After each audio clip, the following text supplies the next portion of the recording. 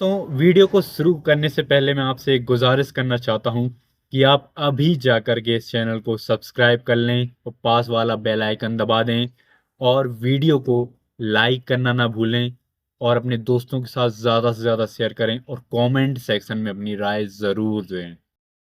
दोस्तों ये जो वीडियो है प्लास्टिक कचरे की विभीषिका और उसके समाधान की राह, इसका ये सेकंड पार्ट आज मैं रिकॉर्ड करने जा रहा हूँ, आपके सामने प्रस्तुत करने जा रहा हूँ। तो दोस्तों एक शोध के अनुसार इस समय सागर में लगभग 150 से 510 खरब टुकड़े तैर रहे हैं। आलम यह है आलम यह है कि सागर का कोई भी हिस्सा इससे अछूता नहीं है। भूमध्य रेखा से लेकर ध्रुव तक और आर्कटिक सागर से लेकर समुद्री तटों तक आज हर जगह प्लास्टिक फैला पड़ा है। एक शोध सर्वेक्षण के अनुसार कैलिफोर्निया के बाजार में बिकने वाली मछलियों की आंतों में बहुत अधिक प्लास्टिक के माइक्रोफाइबर्स पाए गए हैं। दोस्तों इसी तरह समुद्री कछुआ तैरते प्लास्टिक को भोजन समझकर खा जाता है, जो इनकी आंतों को बर्बाद कर रहा है। यही स्थिति समुद्री पक्षियों की है। अनुमान है कि लगभग 60% पक्षी बहुत अधिक प्लास्टिक का सेवन कर रहे हैं और यदि यही गति रही तो 2050 तक 99% समुद्री पक्षी प्लास्टिक का सेवन कर चुके होंगे और इनका अस्तित्व अधिकांशतः विलुप्ति के कगार पर होगा।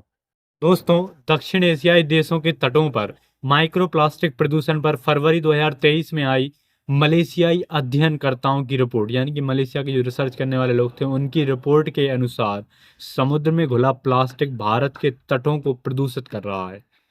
हमारे जो कोस्टल एरिया है भारत का, वो पॉल्यूटेड हो रहा है प्लास्टिक के कारण। दक्षिण भारत के प्रमुख तटों पर माइक्रोप्लास्टिक फैला पड़ा है। सबसे बदतर स्थिति चेन्नई जैसे बड़े शहरों की है दोस्तों, जहाँ के किनारे के तटों पर जहाँ के चेन्नई जैसे बड़े शहरों के किनारों के तटों पर है, जहाँ शहर और समुद्र दोनों ओर से माइक्रोप्लास्टिक आ रहा है। दोस्तों शोधकर्ताओं को चेन्नई, कर्नाटक, पुडुचेरी, केरल, उड़ीसा और दक्षिण अंडमान तटों पर माइक्रोप्लास्टिक मिला है। यह प्लास्टिक फाइबर, छोटे बड़े टुकड़े, फिल्म आदि के रूप में है।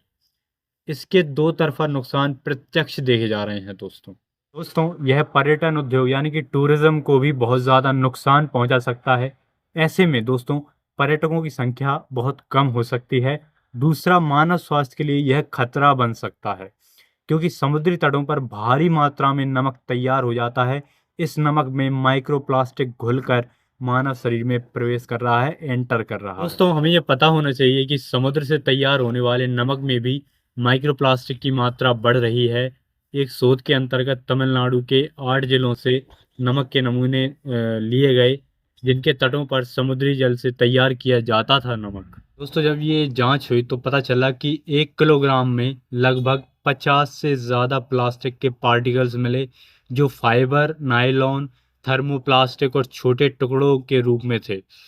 दोस्तों ईयर 2023 यानी कि 2023 के वर्ष में हुई इस रिपोर्ट से स्पष्ट हुआ कि नमक में माइक्रोप्लास्टिक तेजी से बढ़ रहा है और मनुष्य शरीर में प्रवेश भी कर रहा है, यानी कि हमारे ह्यूमन बॉडी में भी एंटर कर रहा है वो उतनी ही तेजी से। नमक में पहली बार acrylonitrile, butadiene, styrene, high density polyethylene आदि माइक्रोप्लास्टिक मिलने की भी पुष्टि हुई है। दोस्तों मनुष्य के शरीर में यानी कि ह्यूमन बॉडी में प्रवेश होने पर ये प्लास्टिक के जो पार्टिकल्स रहते हैं वो हमारे इंटेस्टाइन में यानी कि आंतों को सबसे अधिक नुकसान पहुंचाते हैं और ये दीर्घ काल में गंभीर रोगों का कारण बनते हैं। यानी कि अगर बहुत लॉन्ग टाइम तक अगर ये बने रहे हमारी बॉडी में तो बड़े बड़े डिसीजेस भी इससे हो सकते हैं। तो दोस्तों इस तरह हवा में, पानी में, मिट्टी में और पूरे परिवेश में तेजी से घुल रहा ये प्लास्टिक जो है वो धरती पर अस्तित्व के लिए खतरा बन चुका है। एक अनुमान के अनुसार पूरे विश्व में इतना प्लास्टिक हो चुका है कि इससे पूरी पृथ्वी को 5 बार लपेटा जा सकता है। दोस्तों हमारे भोजन में यानी जो हम खाना खाते हैं उसमें वह शरीर से लेकर प्राकृतिक संपदा को विषाक्त करते इस माइक्रोप्लास्टिक के खतरे से जूझने व इसे रोकने के लिए, इसके रोकथाम के लिए संयुक्त राष्ट्र यानी कि यूनाइटेड नेशंस ने इस साल विश्व पर्यावरण दिवस यानी कि वर्ल्ड एनवायरनमेंट डे 5 जून के दिन प्लास्टिक प्रदूषण यानी कि प्लास्टिक से जो पॉल्यूशन होता है उसके लिए समाधान तलाशने की थीम भी दी थी। दोस्तों समाधान का एक ही उपाय है कि प्लास्टिक का उपयोग कम करें व इसे धीरे धीरे बंद करें। इसके वैकल्पिक उत्पादों का उपयोग करें। सरकारों का भी कर्तव्य बनता है कि इस दिशा में ठोस कदम उठाएं। दोस्तों, हालांकि वर्ष 2019 में सरकार ने सिंगल यूज प्लास्टिक को समाप्त करने का संकल्प लिया था।